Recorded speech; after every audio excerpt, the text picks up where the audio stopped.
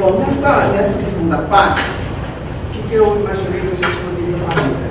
Eu vou terminar um balanço de aplicação da preparação desta base nacional comum, que é possível a gente identificar nas brumas a situação do caos político, econômico que nós vivemos, a incerteza do Ministério, enfim. Vocês são todos daqui, não precisa. E eu selecionei três problemas grandes que então, já estão ocorrendo, já está em discussão. Não é que são problemas assim que eu inventei. Eles estão ali, eles vão provavelmente ser motivo ainda de muita discussão. Eu pensei nessas três para a gente pensar juntos, participar um pouco mais e tal, um caráter diferente de uma simples exposição, certo? Então aqui está o seguinte, em que nós estamos? Um pouco aquela figura do shopping, né? Quando a gente chega no shopping, você está aqui nessa grande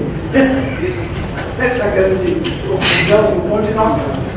Quer dizer, nós tivemos uma primeira versão publicada que padece de praticamente todos os equívocos que a Tainona apontou não sei se vocês estiveram no workshop Tainona, mas padece de todos aqueles equívocos que ela aponta, né? E numa visão, eu nunca tinha feito isso, mas eu imaginava que seria diferente o tipo de consulta. Ela foi assim uma consulta aberta pela internet para todo mundo. Muita gente se organizou para mandar consulta, o próprio Conselho Britânico fez isso, mandar uma consulta, digamos assim, institucional, uma sugestão institucional. Né? Teve muito disso, mas também teve de tudo. Teve gente que mandou individualmente, quer dizer, são 10 milhões de sugestões, que até onde eu acompanho, estava sendo procurado uma metodologia, uma tecnologia para lidar com essa quantidade e provavelmente as sugestões institucionais, mas eu diria assim, mais musculosas, né? Elas foram mais levadas em conta de coisas muito pontuais. Né? Destaco aí, além das instituições, como o Conselho Britânico deve ter tido muitas outras, eu não sei de todas, mas várias com quem eu falei já me disseram, eu destaco a participação da Undime e do Concept, né? Por várias razões. Em primeiro lugar, o Brasil deveria já estar, ainda não está, mas tende a ter um sistema de ensino basicamente municipalizado, pelo menos nos 5 anos iniciais do ensino fundamental e na educação infantil e, se possível, até o 9º ano mesmo do ensino fundamental. Como nós temos esse federalismo muito próprio nosso, né? Isso é diferente do modo como outros países federativos, tipo Estados Unidos, tipo a própria Alemanha, lidam com essa questão da gestão dos sistemas de ensino. Por quê? Porque aqui existe uma partição muito clara e o Estado fica com uma parte que é o ensino médio e o município com o ensino fundamental e a educação infantil. Eu, por exemplo, tive dificuldade de entender o distrito escolar quando eu fui morar nos Estados Unidos, por causa desse meu vício de pensar que o distrito ele seria identificado com o município. Não. Lá o distrito nem sempre coincide com o município. O que a mim me confundia, mas depois passou a fazer sentido. Por quê? Porque o distrito responde por uma rede inteira. Tá? Então vejam como a nossa situação ela é bem jabuticaba mesmo, porque é uma divisão mecânica, digamos assim, entre o município e o Estado nas matérias particulares.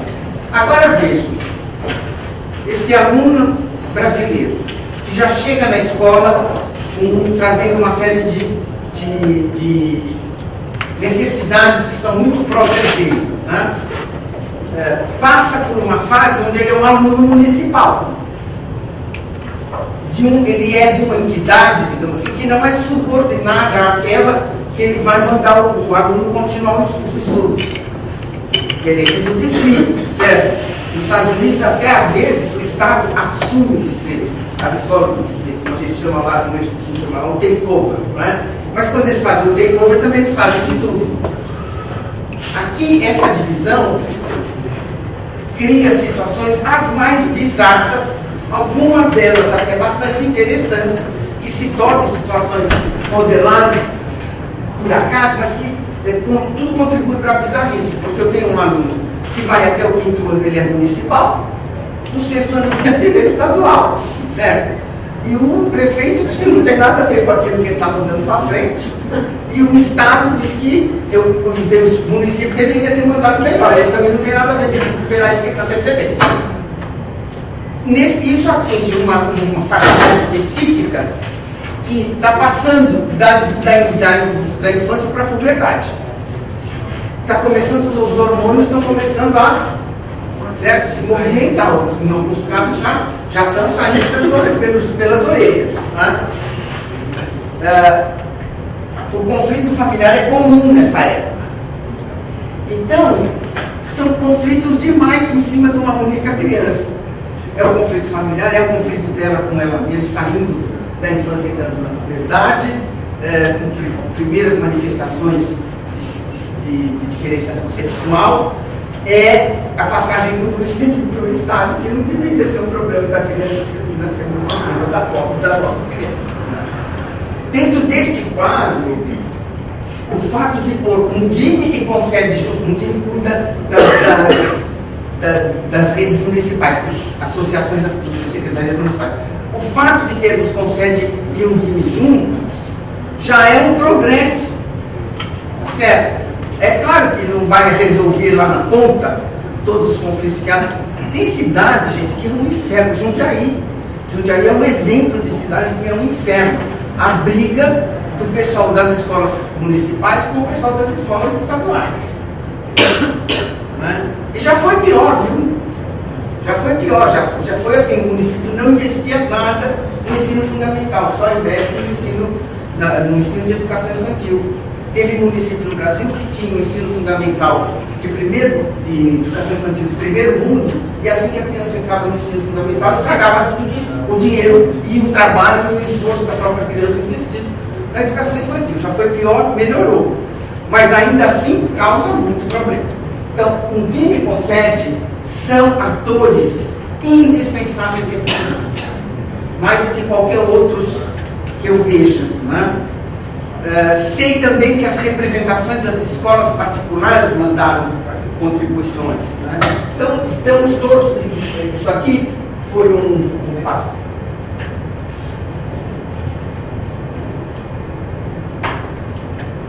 Desculpa. Aqui não sei. Tá? Então, isso aqui foi. Essa etapa foi vencida. Entramos numa etapa de segunda versão. Quando se iniciou essa etapa de segunda versão, tudo muito depressa, tudo porque não é feito com velocidade, né? É feito às pressas, que é a diferença entre você desenhar um caranguejo perfeito em 10 minutos ou você passar 10 horas fazendo um caranguejo e não conseguir fazer. Então é um pouco isso, né? O que acontece quando essa segunda versão vem à tona? Agora já estamos falando desse momento atual que nós estamos vivendo. Começa a aparecer uma série de críticas, óbvio. Tanto crítica de quem realmente entende o currículo, críticas de pessoas que não sabem o que é currículo, mas que sabem muito bem, isso na área de história ficou claro, qual é o papel da história no currículo, qual é o papel da ciência no currículo, que sabem muito bem língua portuguesa, e que se espanta por não ter gramática, por exemplo, na nossa língua portuguesa, dado o problema sério que existe entre ensinar gramática e não ensinar gramática no Brasil, e assim por diante. O conflito muito grande que sempre existiu entre os métodos fônicos e os métodos globais, esse é um conflito quase latente no Brasil, ele é permanente. A gente já teve até economista dando palpite nisso, que acabei de escrever um artigo no Estadão dizendo que eles resolveram o problema da distribuição de renda. Mas realmente é uma coisa complicada. E essa segunda versão agora deve sair e ela vai até junho, ela tem que estar no Conselho Nacional de Educação. Nós nunca fizemos este processo, porque é a primeira vez que o Brasil vive isso. Então, o que eu vou dizer depende da experiência do Conselho Nacional até agora. Pode ser que se resolva outra coisa a partir de hoje. Em geral, o Conselho Nacional de Educação ele se manifesta através do que a gente chama de parecer. O parecer é se transformado numa resolução. A resolução é realmente uma peça de regulação. Ela é uma peça de norma regulatória, né? E esta norma é enviada, parecer e resolução são enviados para o Ministério, ali o ministro homologa, e no momento que o ministro homologar, isso se torna obrigatório. Esse é o caminho, digamos assim, normal. Se no caso da Base Nacional Comum vai ser feito isso, nós não sabemos. E além do mais, nós não temos no Conselho Nacional uma expertise curricular. Eu não vejo possibilidade, eu pessoalmente já fui do Conselho Nacional por 12 anos, eu não vejo possibilidade do Conselho ter um papel ativamente técnico. O Conselho é um pouco uma caixa de ressonância política, no sentido do setor educacional, não política de partido. Mas ele não tem. O Conselho Nacional, os conselhos do Brasil, tanto os estaduais como o nacional, eles são que nem besouros. Se eles conhecessem a lei da termodinâmica, não voavam. Porque eles não têm nada, eles não têm nenhuma infraestrutura. Enquanto o executivo tem uma infraestrutura enorme de consultoria, de técnicos, de recursos, os conselhos não têm absolutamente nada. O trabalho que nós estamos fazendo em São Paulo, com a revisão dos currículos das infraestruturas, é todo feito na linha, é todo feito no gogó. Ninguém ganha um tostão para fazer e ninguém tem nenhuma consultoria. Não é nem ganhar, é ter alguma coisa que possa apoiar o trabalho. Então é feito na mão, pela gente mesmo, né? Se vai ser assim no Conselho, eu não sei, o Conselho não tem, a menos que o Ministério lhe ofereça condições. Bom, esta versão que está na praça, digamos assim, ela veio a público. Ela tem vários problemas. Vamos ver alguns. Quem viu o workshop da Ilona já passou por essa discussão, né? Quais são esses problemas? Falta uma concepção norteamericana. Quando nós tivemos teoria de currículo e nunca nos interessamos pela bibliografia, pela literatura técnica na área, nós temos pouca expertise na área. E não é porque a gente é incapaz, é porque a gente, sei lá, não estava no nosso, nunca esteve na nossa agenda. Nossa agenda, quando eu digo qual é a agenda da universidade, que é da onde a gente esperaria que viesse. Então, assim, vocês terem uma ideia, a universidade nunca escreveu uma diretriz curricular no Brasil. Uma. Quem fez as primeiras diretrizes curriculares do ensino fundamental foi a Regina de Assis, que era conselheira, foi secretária de Educação Municipal do Rio, né? Fui eu. Quem está trabalhando na Base Nacional Comum, basicamente, é o pessoal da Lema, e chamando a universidade. A universidade não tem. A universidade não tem essa perspectiva. Então, eu não sei realmente como nós vamos fazer para ter essa concepção norteadora. Que seria uma concepção norteadora que tem muito a ver com aquilo que a Ilona falou aqui. Que para mim é interessante porque preparou o meu terreno. No Brasil, nós ainda discutimos se cabe a escola ensinar. Certo? Por quê? Porque a gente gosta muito de enfeitar o currículo.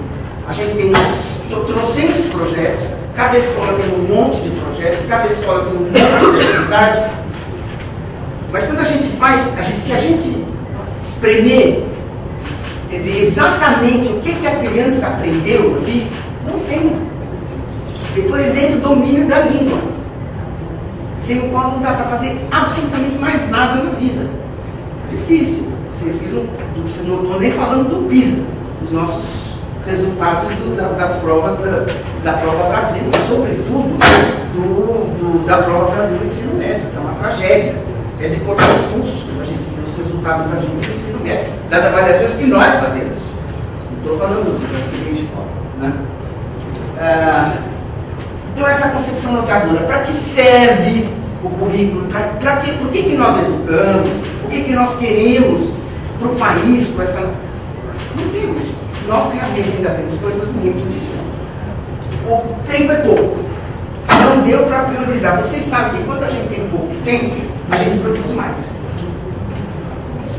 Porque para não ter o trabalho de pensar e selecionar e priorizar, a gente expõe tudo. E claramente foi isso que foi feito na primeira rodada.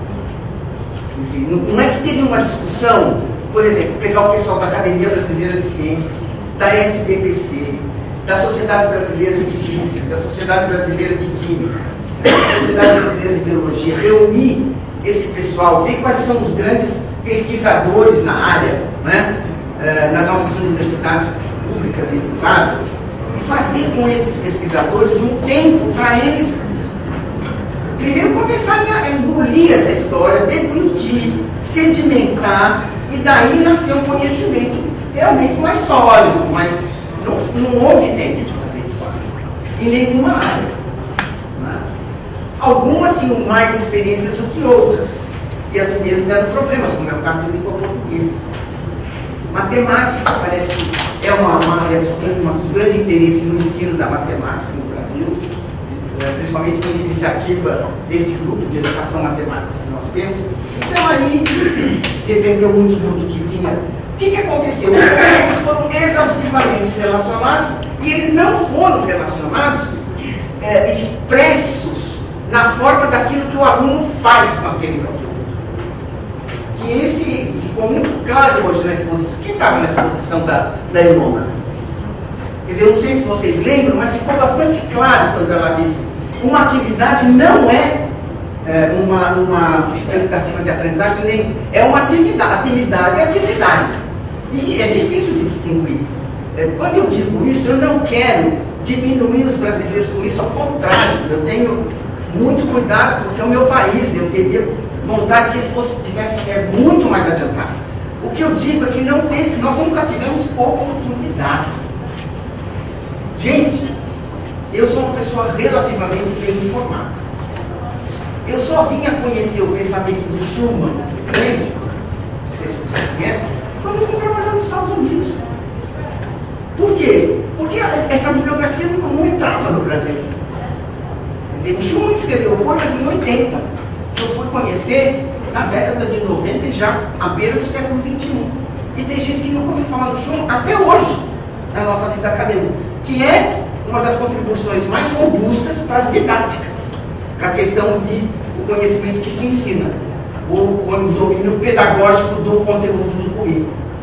Então, a pobreza acadêmica é realmente muito grande. Eu tenho filho na área de economia e eu fico muito impressionada com o nível do debate da economia, independentemente de posições antagônicas. Não é uma questão de todo mundo estar de acordo. É uma questão de que quem tem essa posição e quem tem aquela, são pessoas que sabem fundamentar a sua posição, que fundamentam a sua posição em evidências, que estão ao par da literatura mais atual a respeito. Então é um debate muito saudável, mas não é isso que se passa na educação. Nós não temos esse debate. E aí, o currículo, por causa disso tudo, uma somatória de problemas, quais são os principais? A questão da progressão, a Ilona mostrou muito bem isso hoje. A progressão não é só uma progressão do primeiro ano do ensino fundamental até o nono, mas é dentro de cada ano e de cada disciplina a própria progressão daquela disciplina. Não tem isso. Até agora, a primeira versão da base não chega a apresentar isso. Acho que nem se preocupar, acho que nem sabiam. Pelo menos a maior parte deles, que é isso. Não tem coerência. por causa da falta de alguns princípios diretores que sejam realmente comuns, tem um texto prolixo de eixos, etc., que não satisfaz. Não tem ordenamento e articulação entre as disciplinas do mesmo ano. De modo que nós realmente produzimos, sabe assim, o que a gente produziu foi um Frankenstein, e eu acho que a gente tem que trabalhar muito para ele se tornar um George Clooney, um Brad Pitt, alguma coisa assim. Certo? Vamos ver como é que vem essa segunda versão, e eu me preocupo muito do que vai acontecer com ela no Conselho Nacional de Educação. Ainda quais são os problemas que estão perturbando, que nem sabemos que os problemas técnicos que a gente tem. Esses problemas maiores a gente não tem. Os políticos institucionais.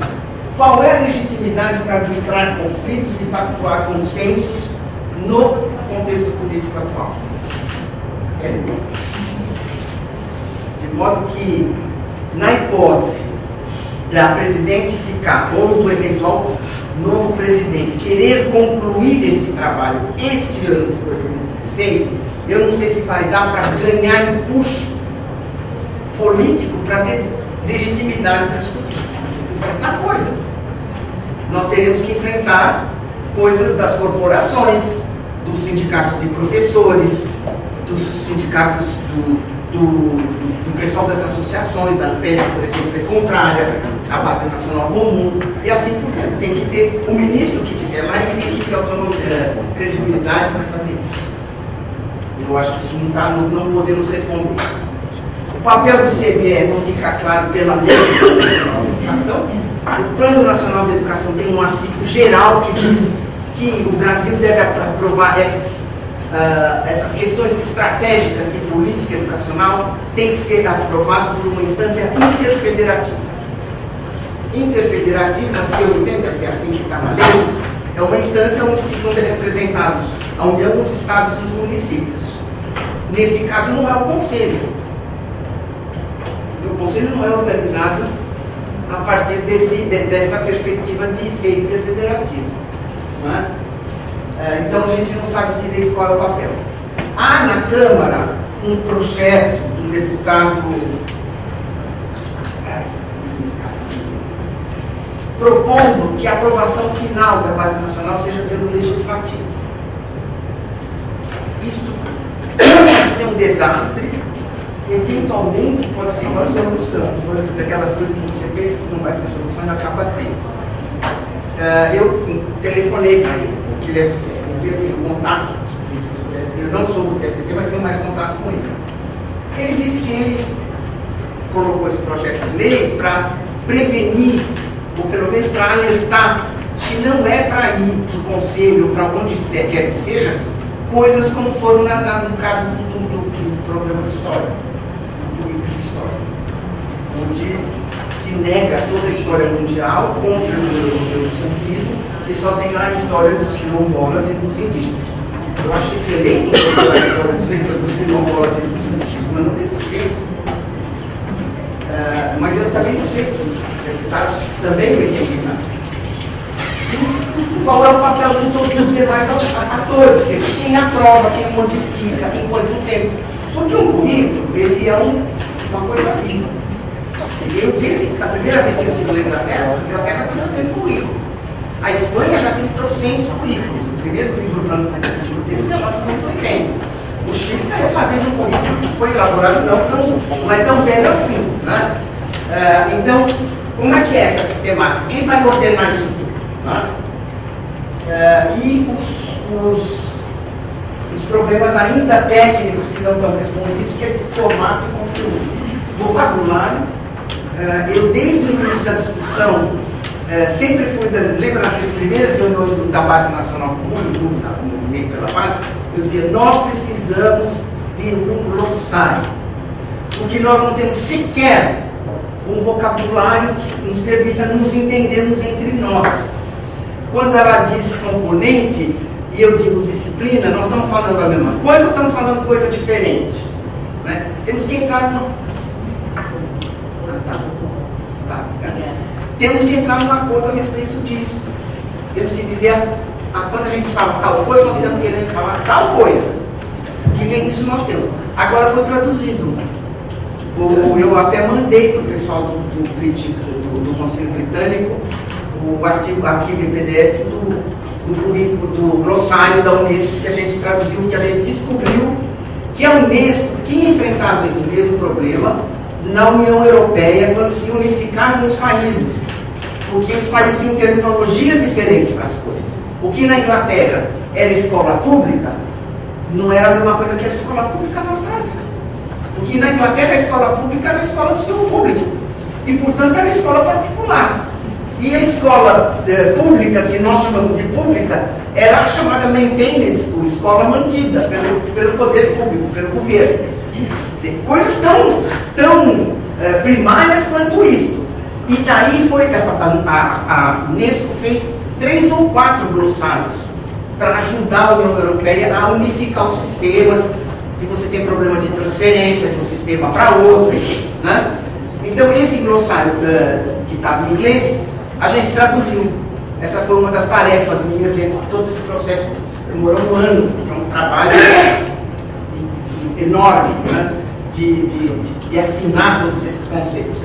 Então, nós precisávamos de um vocabulário comum, agora sim, adotarmos isso temos, e clareza conceitual que nós ainda não temos. Por exemplo, a gente não tem clareza a respeito de algumas questões básicas, como que permitam orientar a formação de professores, certo?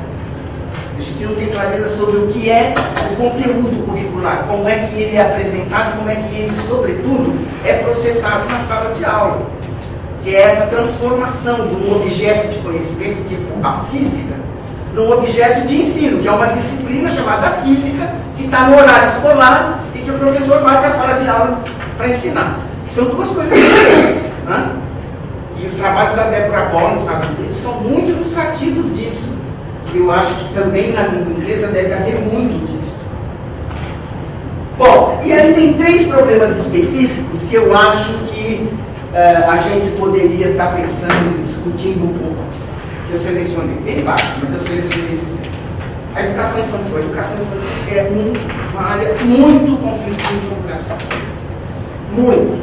Não sei quem de vocês está familiarizado com a educação infantil, mas ela é uma área muito conflitiva. Quando foi várias coisas que se decidiu sobre a educação infantil, não foi sem sangue, suor e lágrimas e ranger de dentes, porque o pessoal da educação infantil desenvolveu todo um escopo conceitual próprio. Por exemplo, eles não aceitam que exista aprendizagem. Então, eu consenti isso já faz tempo que nós desenvolvemos um currículo em Sorocaba, um município que o forte deles era a educação infantil, e que eles não aceitavam de jeito nenhum que a gente dissesse que tinha aprendizagem na educação infantil, tem só experiência. O que eu acho que é um resquício lá, aquele parecer 853 que falava que quando é pequeno só tem atividade, depois muda para a área de estudo e disciplina, não sei se é isso, mas enfim, eles têm todo um framework pedagógico para justificar isso. Então aí está posto uma questão importante. Né? A outra coisa é uma que a Ilona já levantou aqui e que dá uma polêmica enorme, que é o fato da gente achar que o nosso aluno só vai aprender a ler depois dos 8 anos. Esse bendito PNAE, né? Programa Nacional de Alfabetização na Idade Certa. E, por fim, o ensino médio. Como é que vai ser trabalhada a Base Nacional Comum e a flexibilização? O CONSEB fechou questão que tem que ter opções profissionalizantes no ensino médio. A nossa história com a questão profissionalizante do ensino médio, mas essa de lá dos anos 70, é triste. É possível que essa história seja recontada agora de outro jeito? Essa é uma pergunta, eu também não tenho muita resposta. Como é que a gente faz com as tais 40%, 60% de base nacional comum e 40% para abrir, para ser flexibilizado? Pode ser até para continuar os estudos ou pode ser para alguma opção profissional. Então são esses os 3 grandes blocos, eu diria, de questões que vão dar problema na discussão da Base Nacional Comum. Eu gostaria que vocês, sei lá, pensassem um pouco isso, vejam que experiência vocês têm e levantassem questões para que a gente pudesse discutir. Porque quando a gente fala, por exemplo, no caso da pré-escola, né, da educação infantil, que tem que ter uma ordenação, como a lei diz que a nossa escola obrigatória começa na educação infantil, a nossa escola obrigatória começa aos 4 anos, 3 anos, 3, 4 e 5, educação infantil. 6 é ensino fundamental já, que vai até o 9. Se a gente pensa num currículo que tem continuidade para isso, como que a gente encaixa a visão de educação infantil com o resto? Em Sorocaba eu fiz uma experiência por algum motivo, não sei porque Sorocaba tinha 5 escolas de ensino médio, no município ainda tinha, não sei porquê, de pegar os professores de ensino médio e pedir para eles, pensa no seu aluno quando ele estava na idade de educação infantil. Pensa que ele fez um percurso, ele não nasceu no ensino médio, né?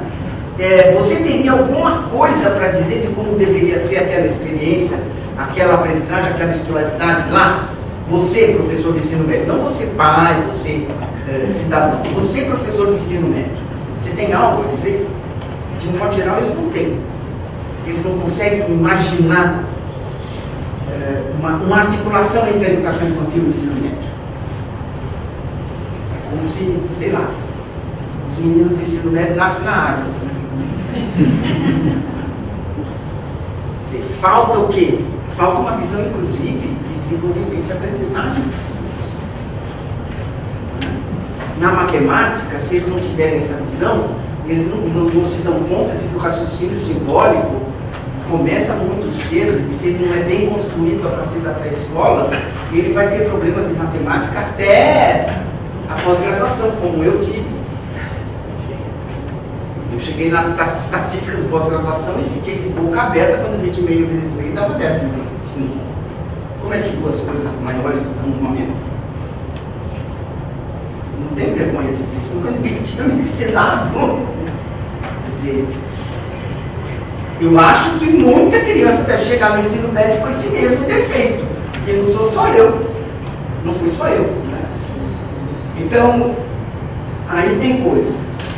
A questão da alfabetização na idade certa, dos métodos de alfabetização, e de alfabetização com 8 anos, não sei o que vocês conhecem disso e que tipo de opinião vocês têm disso.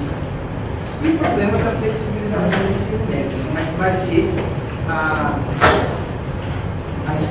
como é que é a experiência fora, né? Eu não conheço nenhum currículo que seja tão rígido assim, X% para uma coisa e X% para outra. Fala-se muito em uma porcentagem nacional e uma porcentagem para local, não para uma outra modalidade de ensino.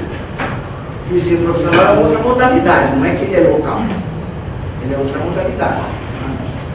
E nós temos condição de colocar nas nossas escolas outras opções que não seja da escola acadêmica, do ensino médio.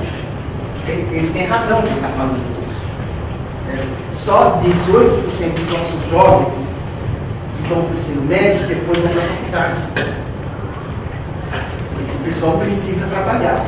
Até precisa trabalhar para poder financiar possíveis estudos de faculdade, que é o pessoal, o grosso da população brasileira que está no ensino superior, que trabalha de dia e estuda de noite. E trabalhando de dia financia a sua formação à noite. Ele tem que aprender, seria válido que ele aprendesse com profissão para isso? Essas são as questões que estão postas, né? Então, se vocês quiserem um tempo para pensar, levantar perguntas para a gente poder debater, eu gostaria que vocês fizessem isso. Professor, que por exemplo, pegar a alfabetização em específico e falar também de uma questão que você criticou como sendo a ausência da academia na elaboração dessa base nacional. Certo. eu fico pensando na minha experiência com a academia, né? Eu tive tanto em graduação, licenciatura e pedagogia. E as três não tinham, não concordavam entre si, por exemplo, com relação à alfabetização. Então, o Instituto de Estudos da Linguagem, na Unicamp, tem lá uma concepção de alfabetização, né? A Faculdade de Pedagogia de lá tem outra, absolutamente diferente.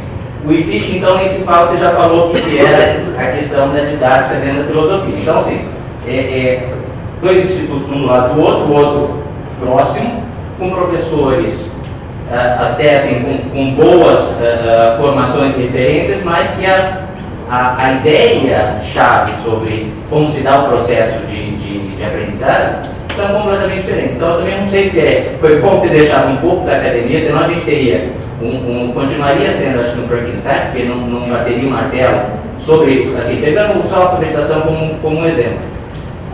E em casos de países, por exemplo, que unificam a formação de professores.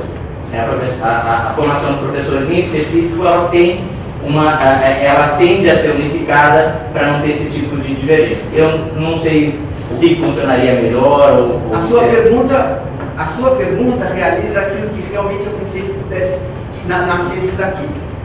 As três questões envolvem principalmente uma coisa: a formação de professor. Certo? Quer dizer, quando você dá esse exemplo, que mostra para a gente é que a formação de professor não é uma coisa integrada no Brasil. Ela é dividida, ela é espalhada. E isso tem uma raiz lá longe na história, e é uma raiz importante. Por quê?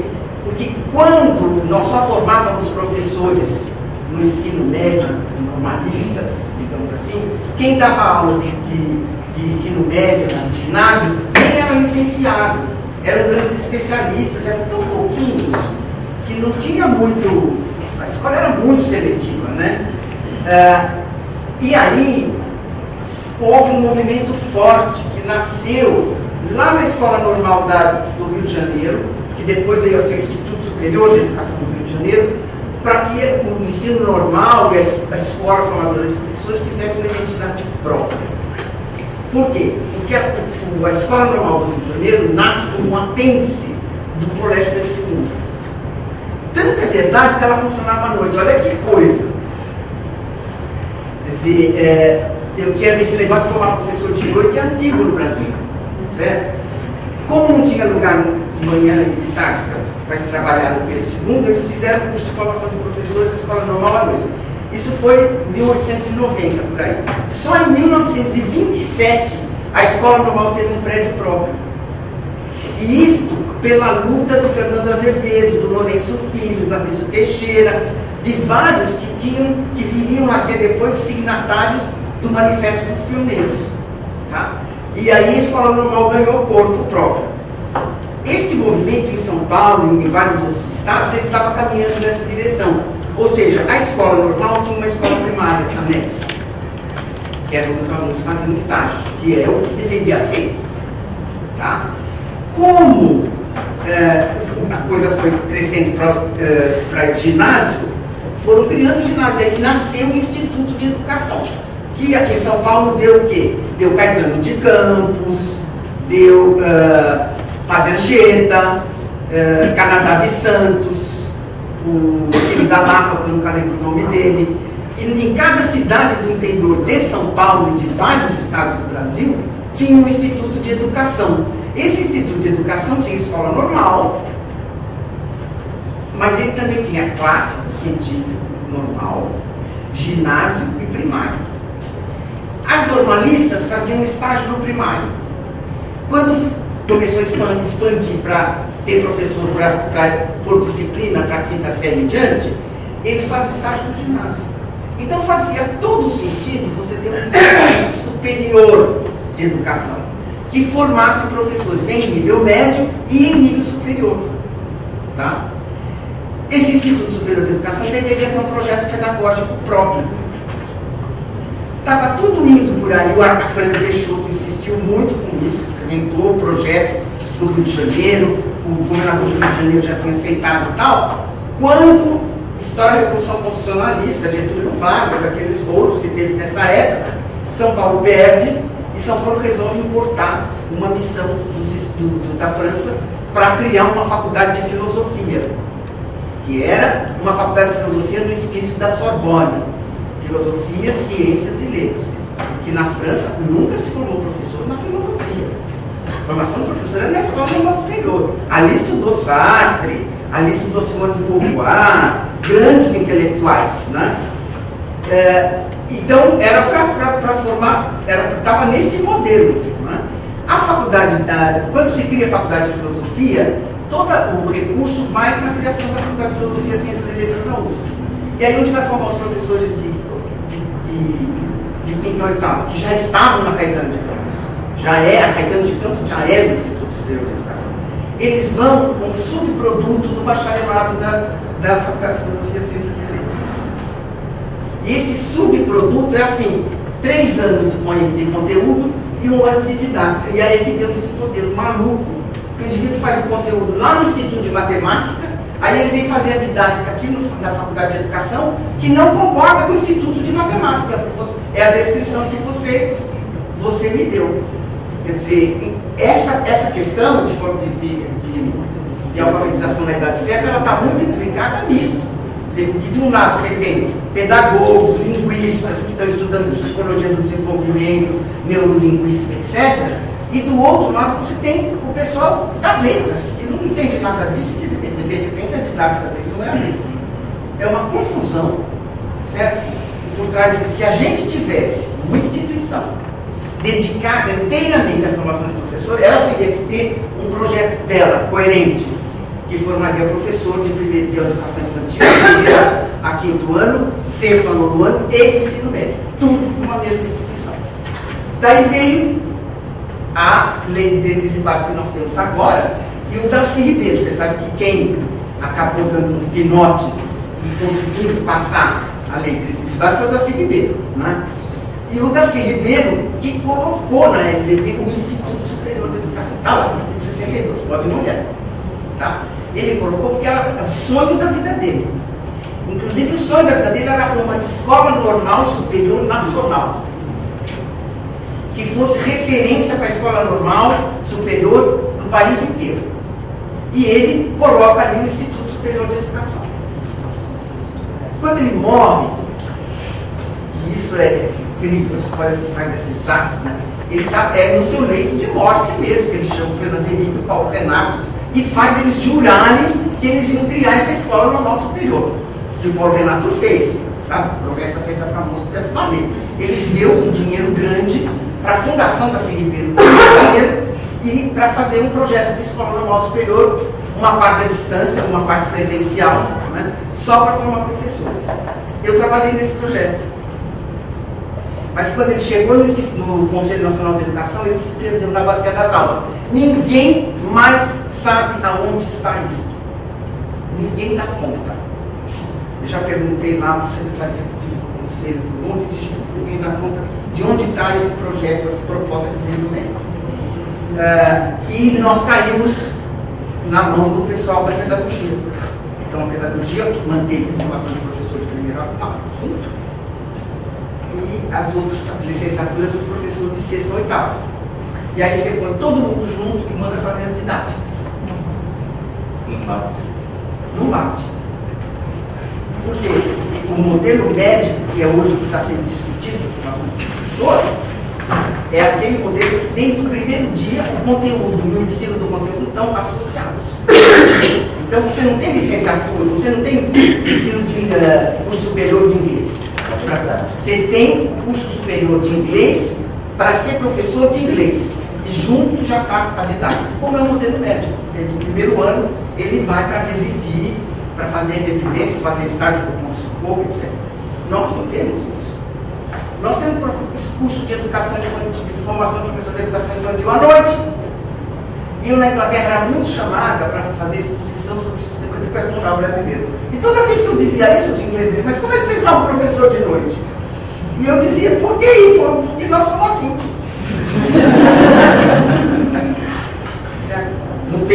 Ele não tem aonde fazer estágio. E sequer se exige pelo menos 2 meses a mais dele, ou 3 meses a mais, para ele visitar uma escola de educação infantil durante o dia. Certo? Então, o problema que está por trás disso é, de todos eles, você poderia solucionar pela formação do professor. Agora, a oposição que tem a melhorar a formação do professor no Brasil é muito forte, sobretudo nas faculdades de educação, porque são elas que são as donas da didática. Quando a gente já sabe que não existe didática, existem didáticas. E o dono da didática de química só pode ser um especialista de química. O pedagogo não pode dar palpite na didática de química, ele não entende da matéria. Como é que ele vai saber o domínio pedagógico da matéria? Certo? Então, essa é uma das questões. Mas aí, quando vejo a fragilidade, a primeira delas começa lá na formação inicial, na universidade. Porque o curso de pedagogia, sim, claro, o professor tem um semestre de alfabetização. Ele chega na escola para alfabetizar, pega crianças de primeiro ano, com esses cabelos que não sabem o que fazer com as crianças de primeiro ano. Aí surgem esses programas do MEC, eu inclusive trabalho na pessoa orientadora de estudo. Tem muito problema de concepção teórica, isso para mim até foi de menos. Pior de tudo foram os formadores que as universidades trouxeram para fazer a formação de professores e orientadores de estudos que eles chamam, que vão para as escolas fazer a formação para os professores. A salada de fruta está feita. Então, assim, ó, é a formação continuada, a formação inicial, que é a primeira fragilidade. Professores que nunca colocaram o pé na escola, não sabem o que é um aluno com dor de barriga, um aluno ranhento, um aluno que foi espancado, a mãe que apanhou do pai. Então, assim, coisas que também acontecem na escola, na escola privada, mas com muito mais intensidade na escola pública. Essas pessoas terminam a graduação, vão fazer mestrado, doutorado, não querem ir para a escola, vão lá fazer formação inicial.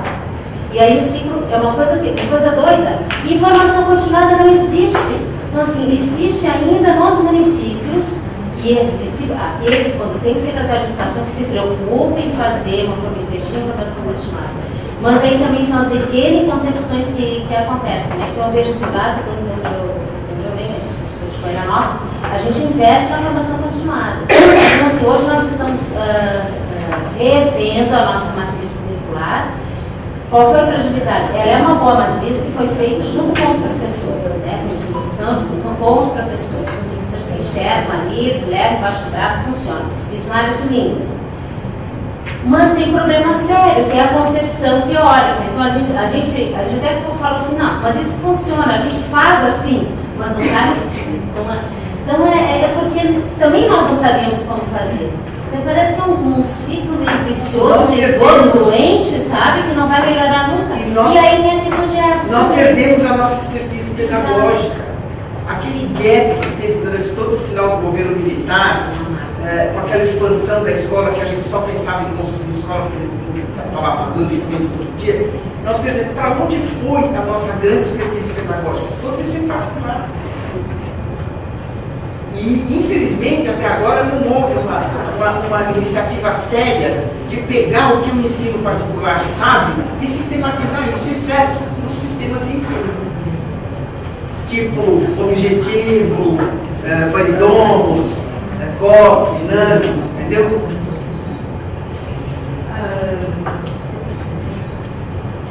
Eu tenho uma pergunta sobre a linguagem que é utilizada, porque eu acredito que a linguagem que a gente utiliza realmente afeta o jeito que a gente pensa sobre um determinado assunto.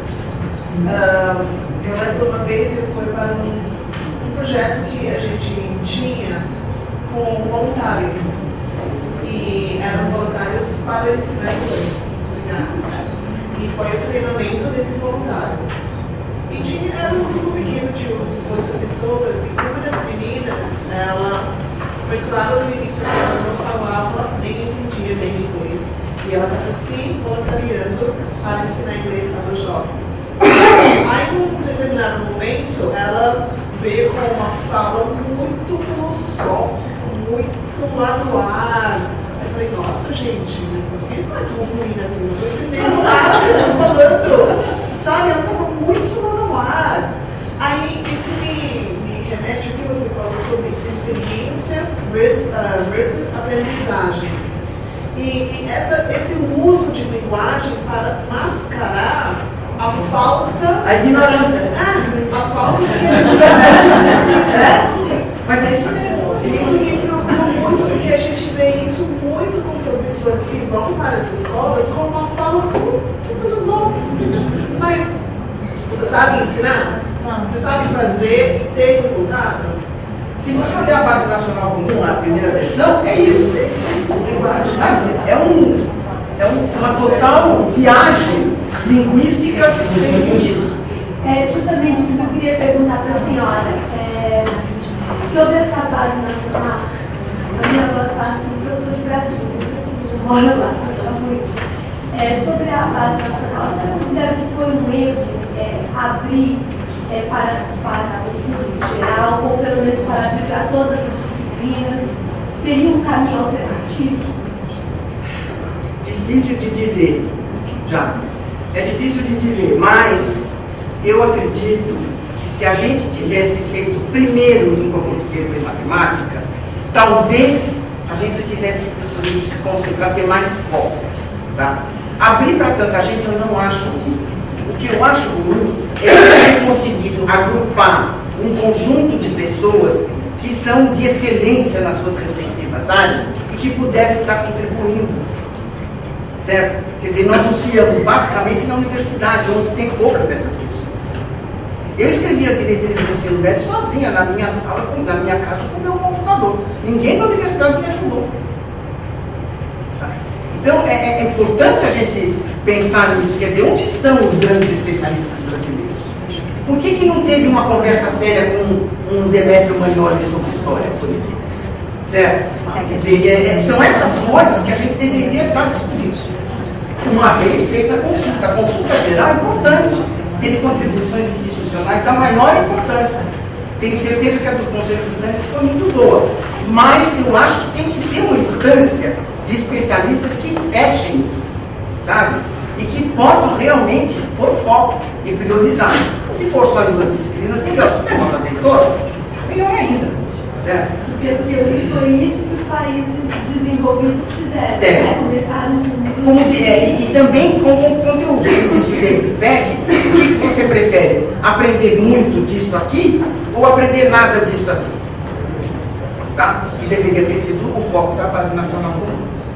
Então, por trás desses 3 grandes blocos de problemas, estará sempre um problema, um espectro que vem o Hamlet, meu Deus, o rei da Dinamarca, tá? Esse espectro se chama formação de professores, que tem uma história muito triste no Brasil que ainda não se resolveu, ao contrário, piorou, porque além de todo o problema institucional, agora tem também essa questão da linguagem, porque essa linguagem, ou ela se dá para esconder a ignorância, ou ela se dá para vazar a ideologia, sabe?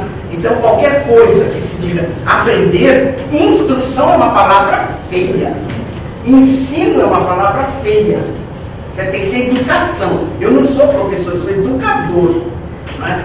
E nisso, nós deixamos passar aquilo que é essencial, que as nossas crianças precisam, principalmente nossas crianças pobres, elas têm que aprender. Gente, a escola, eu quero com isso terminar, a escola básica é a única janela de oportunidade que talvez essas crianças tenham na vida. Se elas não pularem aí, o burro está passando, elas podem perder o bonde. Né? Então é disso que eu acho que nós temos que estar cientes quando a gente está discutindo essas coisas. Eu agradeço muito.